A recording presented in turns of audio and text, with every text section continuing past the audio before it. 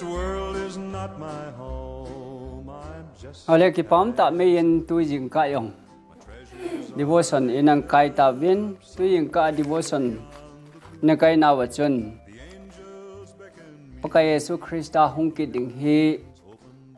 gu thima hung de hi poi.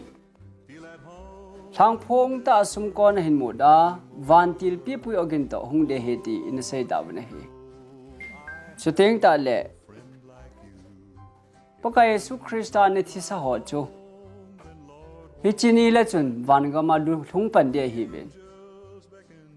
Tu ami a chi chi le van ga ma thung pai poi ti ho na. Iseo hi Krista hung ki ding ingao hi ti chu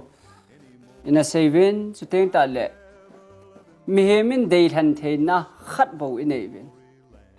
chon se de bol liu jong le aim ho decision angai jin satan in jong aim ho phal na lo win chon se de bol sa po ve pathen in jong e ho phal na lo win thil phai bol sa the po ve chi chu i seven e hon inu le pa ding u yong ikathan thei pu ve na choi kathang thei lo hi I pen na ding mun I pen na ding hospital ilim le mel jong ikathan thei wa hi pu ilung oi me di wa hi inu le pa hausa ha vai cha ha hoi lo ha khelo inu le pa chu za ding thu ngai ding ai jeng e hon ikathan thei wa hi pu pathian thil pe ye chun cha te ho jong nule pa hin lai sia ju ke yong cha te ka hin kanule ka pa chunga kalung thaya kanule ka pa thu ka ngaya chon dan bang ta ka chon di he di chu cham cha jing ka ne se bi he tu vain jong jing ka sang in tam zo ven ka ke pa the jeng en jing ka hung ke khom lo ho tu a hung ke khom ho a thai in ka ke pa na chung chiu a kan se ki ne he ole tu ni khwa I se diu a hi le thagau thieng chu ipi ya ana to ipi ham pa se se chu ngai dam hiding tai tom chu chap tai tom jong ngai dam hiding thagau tai tom chu ngai dam hilo de ti khat o ma hi che chu ipi ham ti inazil khom di o hen nalung thim tau win jong taw na nei pu min hin ngai win ti hi ka sei no ma he yowa conductor pa na sei bangin tua sermon ta bangi se diu pung som la ni chan ham na som la ni lo kan gon dan chu som la ni a ko na pung khat chan chu subject khat pung hara ko na pung ni chan subject khat pung ni a ko na pung thum chan subject khat chu ta le ani ke hon ding o ni tha pung gu ba ke par ki do pung gu ma ko pung se gi ilal nai lo wa hi le pung se ya ko pung ge khat subject ga tu chung ka hong o hi hobu mi pi le khusung mi ten pathian thon na satai khan to na diwan ki mang chau te ta pan kan lao hi en tom ngai ten tu ni pathian ni hin na na chuna pathian ni kho hin za tu yin kan lai sa ben to ni chol do ni the hung lo ngati ama thu jeng bo gel na di ai tiu lo ha na thil dang I ma gel da hen ama thu jeng bo gel na di ti pon sop ni yong hi lo ai chuna ai lo le bayar kai ni yong hilo lo tho ni yong hilo pathian na ding kemong te tu ni na chu tia chu pakai mina ka hin tip nei ve o ole tu ni suna kan sei nom chu jawa ka sei thagau thieng ki ti chui ta bang ham thagau thieng pi hu a hoi mo te ve ti amu la ki mo thei lo hi na ai lo la sam kang bat bu ne ti yong ki ti thei lo iti ki sei se de ham ai lo le tu la ya gau ka change thagau ka change tia lama peng ho khu I sei si do khu hi ta dem cho khu hi ta le chu ngai dam mi chan ta lo diu hi ai ho hi I sei si jiu hi ya na bang akal akili loi na amen amen hai amen tia ki chom lang lang tam pi het diu ka ta san ne hi cho chu thagau di ham di lo ham ti chu tu ni het diu ka ki ne min pai ông các kipa masa ne he o ole bible chang na simotivin kasim chai ting ta le ka loi nu yang la kha hin sa pi ki dingen ka hin te me ke ma phada na ama la sa ding ne ke go men tin che kan sim chai ya taw na ko kan man ding ka man chai ta le aman lain sa pi diu hin te nghe má bung thum trăng som ni le cô má bung thum trăng som ni le cô à ama wang ko hi le thagau thieng tai tom wang chu imati chan a ngaidam amu lo ding a hi ati ne ton so na lama chu a thiemo changa uma a hi ati thagau thieng tai tom wang chu ai ti a ngaidam chang lo hel de hi ti chu van gam kai lo ding ti na hi ta ne na pathen ya thui sim nau pathe bo be lang pathen nga ke thopi na thum ki nge o kapatheng tu ni khoa na sa ten ka het di wani koi pi o chilhagau thieng tai tom chu ngaidam chang lo de he ti hi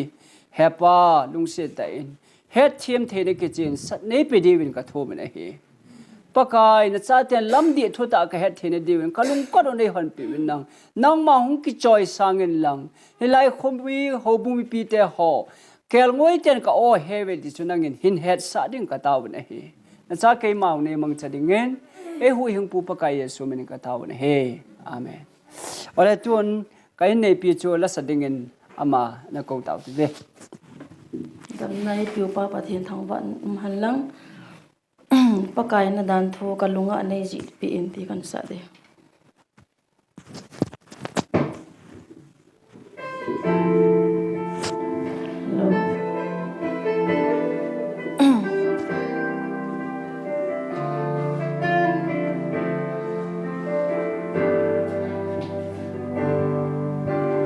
pakai na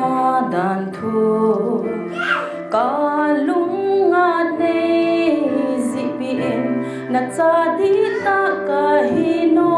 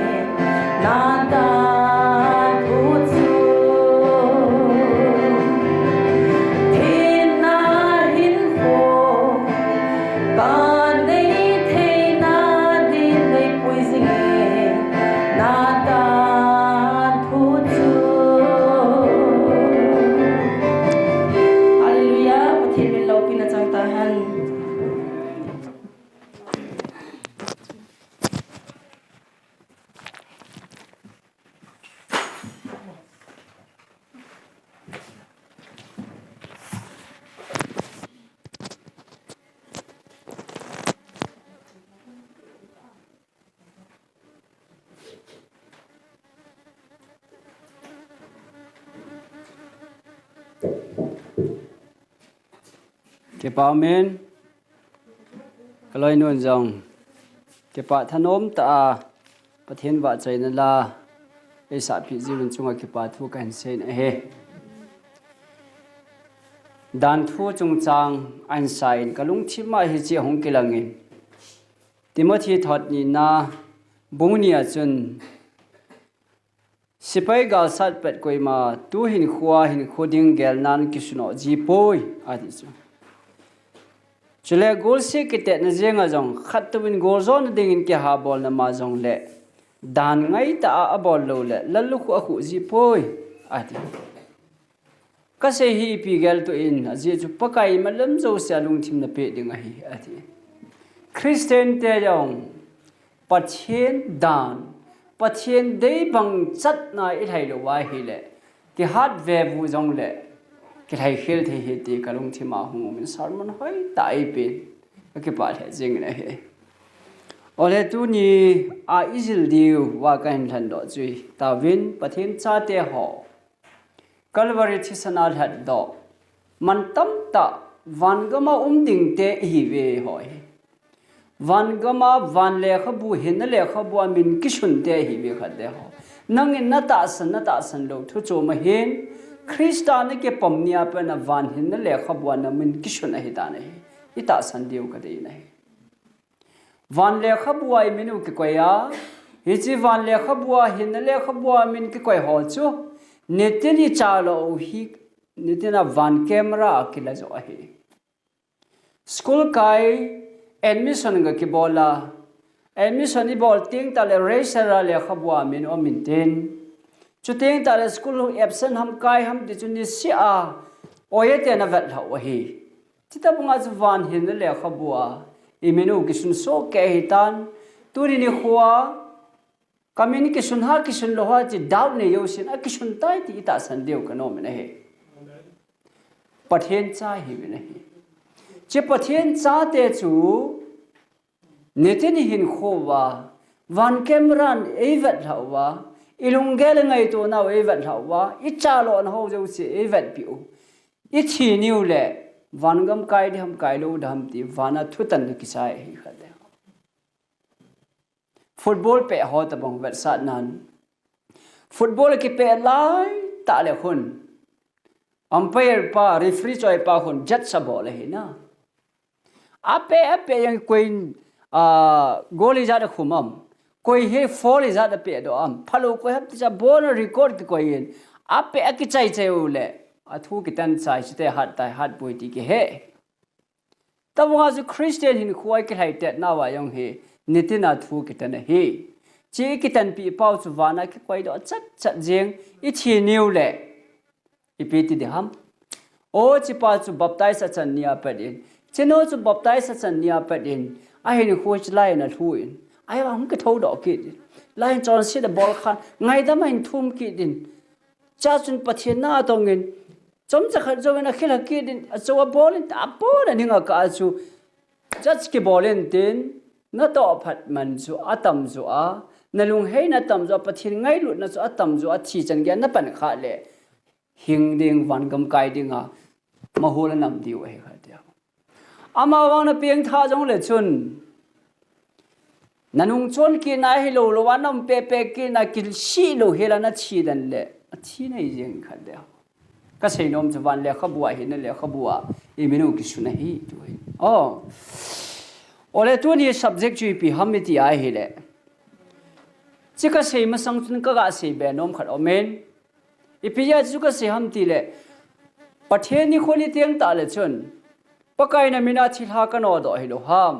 na mina bol mo kidang ka bol hi lo ham na mina thu ka sei hi lo ham I pi da na gam nei pui lo ham ti ding tam ta o ma hi khat de ho chiteng ta le pakai Yesu Christian na ho chon sit bol ho pod do un ka ti de khat de ho cho je mi peng tha lo hi lo we peng tha hi we pod do na ti ding ho chu thil kidang bol ho je mi peng tha hi wa jula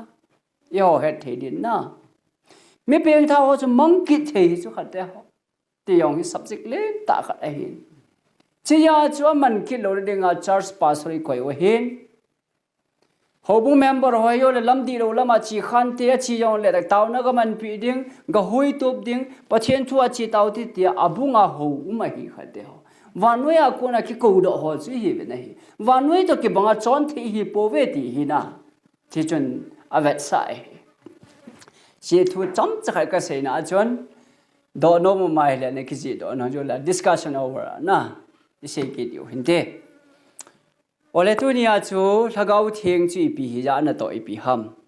thagau sei se ki ti hi pi ham ti chu ise dio hen first John bungli chang khat na chun ips yam bible chun ngai te hon no hon thagau tapu ta san hi ven ati chu thagau chu pathena hung kon a hi lo patep un lang khol to jivin aje chu thagau phalo tam ta me ati ima them deu ka ta san na thagau tapu atia la thagau tam ta ti na hiya thagau ho chu mo ta san hi vin lang khol to ven ati hi first John bungli chang khat na chu si ma hi le e ho duty homework ai ki pi wa hi thagau ho chu mo ta san i kholu ven ati le i kholu nga ya hi ho bung mi pi ten lam kai hon mi no mi po hon khang dong te hon thagau di chi pi ya ta i kholu ngai ta ne hi na ai chu thagau di chu sei se chu ngai dam hello di he ti le chu het do te ngai ta lấy ra chứ FSC bung li trang som thum là khẩn chỉ biết sẽ yam tỷ lệ thagau chu lung phat mo sa hi vin ati ke ta chu na mahol na kinam nau thagau chu lung phat mo sa hi vin ka chu se ni da thi na ve ke ko pu leng lung jeng an na hoi tan kam ka li vin nin ve vin nang hoi tan ngai u tin phat chom pi u te thagau thieng hi lung phat mo sa the hi ti cho ki che ne thagau thieng hi no the hi e dal ha the u hi chme na thagau thieng ni pida e dal ha the u ha a thui ngai lo pha le e dal ha diu cho a thu se chu inun lo wa le no ji jam do ji ta chu thagau thieng ni pi lo teng u le chon se na ki gel ta lo na inom no mai ko ki mang he ta chu ya chu bible chini pi sayam tia hi le Matthew bung sagi chang sagi na ho Luke bung som la khat chang som la khat som na thum si mai le thagau thieng chu ki thu mun ati hi hate ho bible in thil da ho hi thum ding ati pu na hi thomun ki pedin na hi ve ki vin ki hon pi din na hi ve tia ki sei pa ko gari kal in mun thomun ti na hi lo chu khat de ho thomun ati pen pa ko thagau thieng thomun ati nai chu tua in le lo sumla pai nei le go ho hi pathian hi ngai lut a hin aman a chapa chang khat bon I lo hela I hin pe ta ule cho chu e pe saw chu khat de ho ka thu na ngai wa ka se na bol wa hi le wa na bang kot ka hon pi dingo phat thei bo na ka tu suna ka sun la pi din hi ve na ho sat diu he ti chu me bible hen ama wang choi thum lo wai nei thei wi cho pathian lungi tu po wa hi le thum lo wa jong ta sa phat thei bo na hi nei theu cho ai wang thum te ding a pathian nei pi u chi pi ham thagau thieng chu thum un ti so bible chang hi anasim da u ti ve chi lu bung som la khat chang som la khat a konin simote sim ka te chulana la wa koi pen hi vem mi pa ya chapan chang tha thum le song pe dinga ai lo le nga thum le nga thum le nga khela gul pe dinga ai lo le a tu ye thum le ip pe dinga ye chna hot bon migilo hi wa na cha teu thil pha pe ji na he du le hi chi sang a chun gam changa wana pa chun a he nga thum te chu chang tha pi lo de ha ma ti lo bu chu a he nga thum te chu thagau thieng a pi lo ding ham a thi chu thagau thieng chu thu mu na ti bo cho ya tu nia thagau thieng chu ta bong hiya an na to chu ta bong ham ti chu ini ki vet la diu wa ka de he ole chi thagau thieng poi mo ma man chun lai sim teng we on le pakai thagau thieng ne hin sol pi in thagau thieng zau lo in kom hung lung zo pong ka te ki ti chna apoya poi moi apoi mo na chung chon chon thagau tam ta ki re hi original am le duplicate am me ti dau chu duplicate am thele original hi chu thil zo si hi chini so ke Christian jong adi lo me ne hi thagau thieng ye tiu yong hi het thim thelo dinga a them yong tam pi mai na het ta bonga tunia thagau hi izil diu he ole thagau di ta zo hung teng le ipi ti di tam oh iti het diu ham thagau di ta chu iti patip diu ham chi thagau di ta hi chiwang a them het ti chu tunia ho bu mi pi ten het o nga ya ai chu I pau pathin thu hi na thagau di ta het the di win John bong som la thom tunia azil dong izil tho di win ka dei na he na zil di het nga pida sermon la ya thu ki sei ji ham ti de pathin thu het na diwa ki sei ji hin het te di na go win na John bong som le go chang som la thum chu thagau di ta thu an sei oh hin siming ka de John bong som le go chang som la thum thagau di ta cho hung teng wang le thagau di ta cho hung teng wang le ti cho thagau di ta ati thele thagau di lo mai chu thagau di ta cho hung teng wang le ama chun thu ta lam zo sia na ho na pui hoi ding wa hi amen che thagau di ta cho hung teng le thu ta lam zo sia thu ta na hin pui diu he chu thagau di cho hung teng le banga na kal liu ti lo chu khan te ho na ki chop deu na ki liu ti lo pi chu epia se ya tu chu thagau di ta hung teng le thu ta na hin pui lu di wa hi thu zo wa na pui diu hi lo ven na epia thu ta thagau di ta chu thu ta na hin pui lu di wa hi ati ole so pi te tu nia thu ta ki ti hi pi jo hi te dem thu ta chong chu ga khul khit nga hi ta chu na ga sim do khom te thu ta chu zon bon som le se gi chang som le se gi chu sim te sim khom te kanung hin zui vin lang che he thu ta he the di vin 1 2 3 thu ta chun amo ho hi su the ngin nang ma thu chu thu ta hi pathen thang ba man ta han thu ta ki ti hi chi pathen thu hi he ti chu nang ma thu chu thu ta hi ati he ya chu thagau di ta cho hung teng ta le pathen thu se ya hin na hin pui lu di wa hi ti nai chu amen thu thagau di lo cho hung teng wang le pathen thu chu na sei na chu he yong le chu ti ve te chu thagau di lo chu kha te ho amen ti the diu ham amen neulaya classroom ma min lekhai hil jiwa understand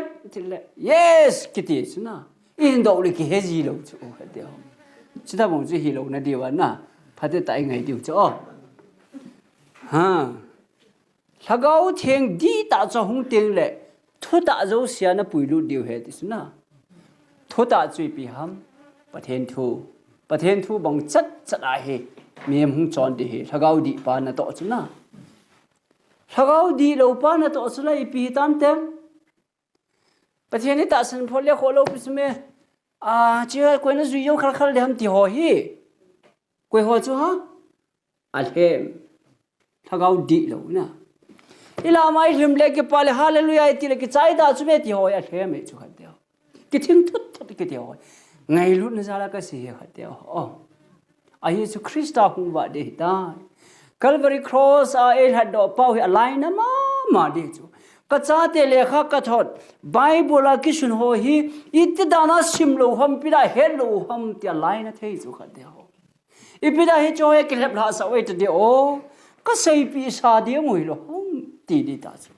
yes tu yin kai se yo pathen mi te chun bible hi sim te de ngai het nga ya hi na ole chia chu thagau di ta chun pathen thu bang banga hin pui ding pathen thu a pui lu de chu ha sel he yong le e ma nop lam lama pui de hi lo ha sa ki sel he yong le thagau di ta chu chan ting ta le as Bible hita say cho kangap lal ta ve yong le la pathian thu se hingalin ti ana chi na di cho Abraham chu lagau di ta na puya na chapa moria thanga chun hin toi na ti chu pathian ha sa ai chu ni thomlam pia chapa pui chu me khate ho akipa dia ni gin charwa Abraham hin kho chu lai ta chu anui vel de ki chom de hallelujah ti de tinai sai lo di chu acha pa tha di ta chu la he ong le pathian na ta san na za la chu pathian se hi le ha sal he ong le o ti a ha sa chu chung a chi chu ai wang pathian thu se a chu ga bol ta chun kel ngoi chal khat pathian a pi chu na a ki tai ding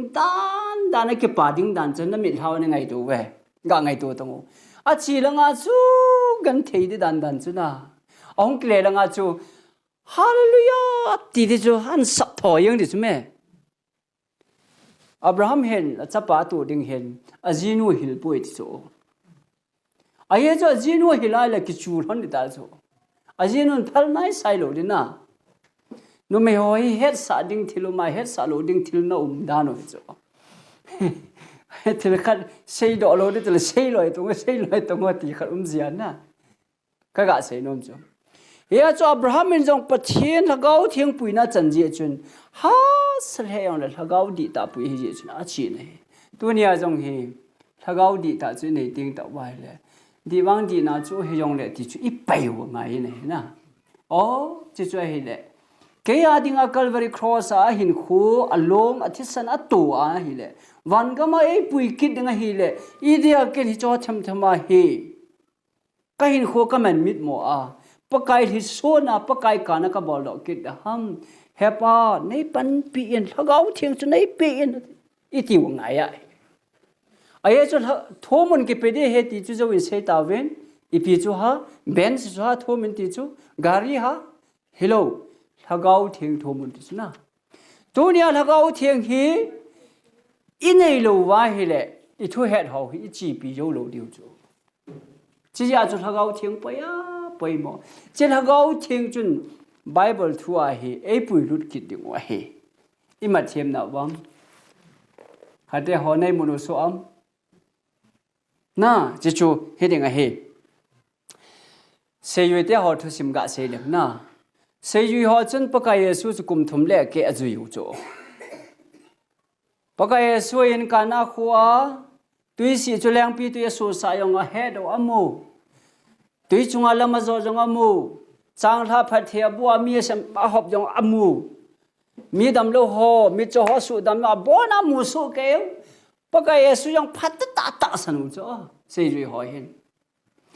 ai wanga thagau thiang a chan lo je wa chu pa ka yesu a sei le bu da chu petale yong a sei le chu la na nu mai khare ki cha la ka he phapu e chu ai wanga chu sei ri te ho chu Pentecost ni a thagau thiang hung kum ta pha na chu na han san na ne ven na pathian thu chu za chat pi te lo wa chi pi ngam nan ne u me kha te ho tu nia jong hi e hon pathian thu I het kham ho hi thagau thiang I nei lo wa hi le I din pi ngam jo lo deu I din pi jo lo wa hi le mei dil hi chu kha te ho ngai lu na thu a ka sai chu na ya chu kha pha de te imuna ko na kha pha de te kha te ho ati chu Bible rom bung som le thum chang som la khada khaye mu thim na to pai rao he de vin khowa wonin ke von tau ti ve chu na pathen thu din pi ngam ngai jin hi pathen thu na din pi ale mi te hot nei ki ding hi kha te ho chi a khwa kho jo he nunga som thu le mo min nunga thieng hi wa chu mo hoi Bible nunga thieng te le ho bung chei na hi ya na nunga som thu le mi ki hil na ding wa hi nunga ho chu nga ho chu a chinga hi ven nga ho chu lung thim be he chu na ho bu mi pi te yo group ni a de chu o group khat ho chu nga ho chu na vat sa group khat ho chu nga ho na vat sa hi he chi group khat meeting ho chu koi ho hi bam pathian thu ta sana thagau thinga dim set ho cha vat sa hi thau me ki choi che che ven thau me hi pi he tiu ta thầu mấy thì tên là Bible nó thui cái keng din thầu mấy là bằng ấy chứ na Bible nung á xóm họ chân thầu mấy cái trái về thì chứ thầu mấy cái trái thì chứ Bible cái trái về thì này chứ nung á xóm họ chân thầu mấy cái trái vợ thầu mấy chân Bible là vật sao nung á chân hậu bung là vật sao chứ hậu bung họ chân Bible là trái về thì này chứ chứ thế là lung thiêm chính họ chân thầu tuy cái cần thầu về chứ thầu tuy hi bị vật sao thao thiên vật sao chứ Bible to thao thiên cái cột anh em lung thiêm bây họ chỉ bị thì tam thầu mấy cái trái Bible cho cái trái na ai bằng tuy trái lô chứ mẹ phải thế họ Bible chỉ cái khop tiếng cuốn không phải là cái trái đó na thao thiên này là cái mua quậy quậy không phải thấy mấy thấy chứ thao thiên cái này thế ngay vậy hiện giờ mua lắm đợt đinh này không đợt tàu vẫn hay lệ mua thì là bác cái số không thì này ta cho bác cái số không ta này hay lệ lung chim bay hoa cho thầu tôi ở cái trái tan thao thiên cái này thật bổ biến mà cho đã thật đấy ai là lung chim chính họ chuẩn thao thiên cái này chịu chuẩn na bác cái số cho làm tổ thế về cái gì số đó chế à cho tôi nhìn thao thiên cái gì ít chân cái áp bơi mỏi đam Pentecost alhagau thiang hong chan zo wa chi pi ti tam ke ne nang ne tal hela akham bet bin ane khom bin na ati akham bet bin kilo se lo pi so thagau thiang chan ting ta le kilo se na ne pop kilo na eng se na ja chum na lo ding tin ai zo che thagau thiang zo hong chan pha ru chun ti la ya na se lep ho zo se lep ta pu vi pitalin jong kapakai Krista chu atung lang ana khat beu hi tun wang ke chu abung bulang nei khen be tawin te chingam lewa hong pang ta suna ya chu la gau thing hi chan ting ule pakai thu idin pi ngam diu iketa diu thi chan gin ta sanin omina ti chu I bol ro diu ti nai chu ya chu la gau thing pai mo ma jing ai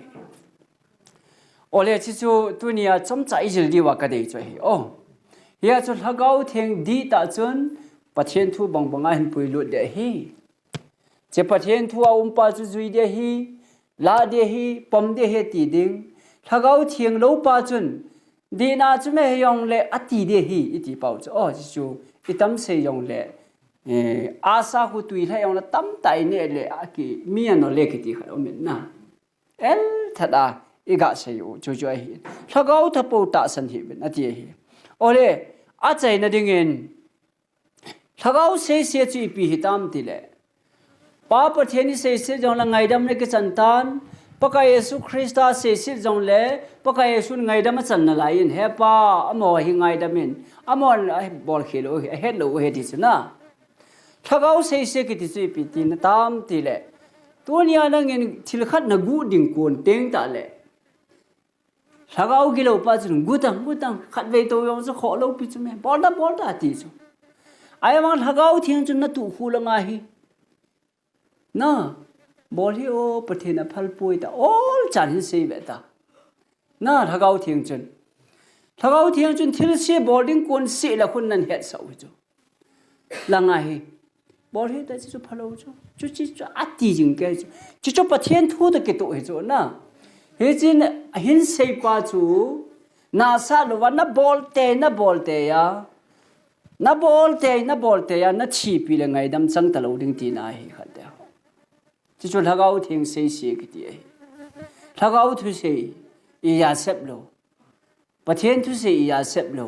tu hulanga gu cha hi tang boy ai lo le to that hi tang ai lo le zo chu se hi ta mi to kina sa hi tang ipra ta nam ham ti chu I tu hulang wa hi ki se yang hi lo ham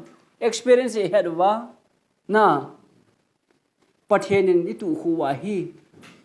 little voice atia neu cha bol hi ta chu pathian thu ki to lo chu na ti chu he chi chu ingai chat da hi le thagau pui ki hi chu thagau thiang ni pui hu chu chu a thu chu ingai lo wai le thagau chu ka za da e chi do nang hi ki ti ta chu na thagau thiang thu se ki sa nom ta lo nang sei hi te mo ka za da e ki ti a chu pha le chun thagau thiang chu no ozi ta chu evil talo na chota le chun John Sid bol hi John Sid na ki gel talo thil thiang lo ne yong he John Cena ki gel thalo ino ta ngam ta hin kho ke mangen tin ikire he lo wai le tun so chi na hi yang tha chu khat ti chu thagau sei si ti na hi banga kal le ke chom lang lang ho sei si kho hi pu na hi thagau thiang chun boy he tin chono chu ti o dia he lo ai ti chu tu nia chom cha ka hin sei do nom cha hin tampi sei ding jong nan te hi jong le thagau sei si ki ti chu pathian thu to ki tu lo wa chon dinga ko pa nong izuya pathian thu to ki tu a chon dinga het sa pa idon da a hele chu thagau thiang sei si ki hi nu me yong chu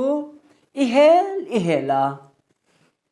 anu mong lo wai la khat ve ki da lai da chu ki nu he da chu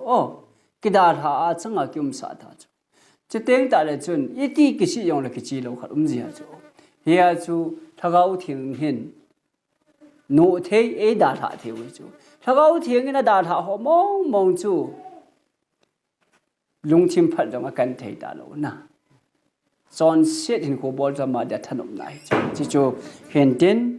isen ho pathian ni bon cha din phat the bo pi daw han ole ka chen ding in the khat tu nia isei di wa topic ka de than chu discussion group ana hen phung dong ka de thot hong lui chu pi ya thot hong thai pi ham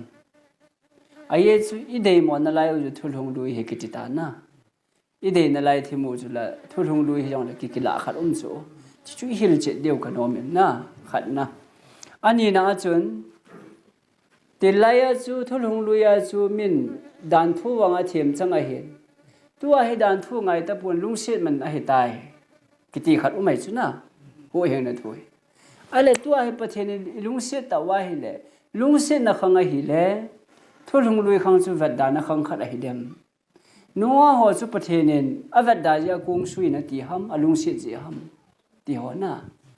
ho heng na thu dol jong se che deu kan ma na a thom na chu thi nung thu dol mia chi ting le van gam kai pe ham me de la chi ham ho ya om thi nung thu dol jong he che deu kan ma na chu teng le dan thu be le be lo Yesu ta san dan thu ki chai tai dan thu pan na be hi tai om ta poi ki ti hi bible a hi le lang kha chi sima hi le dan thu zem sipa chakhat aman tha sangin van le aman a bai zoi ti khar ki lo ha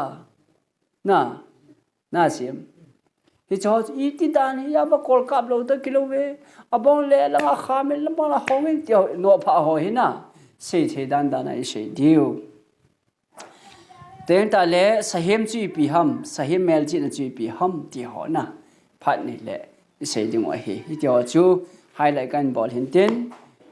thagau thiang sei se ki ti chu pakai thu bonga dinga thagau in izol wa nom lo jing wa I thi pi le ngai dam ki he da lo de hi ti chu bai lam ta he chan chu tan te ki pai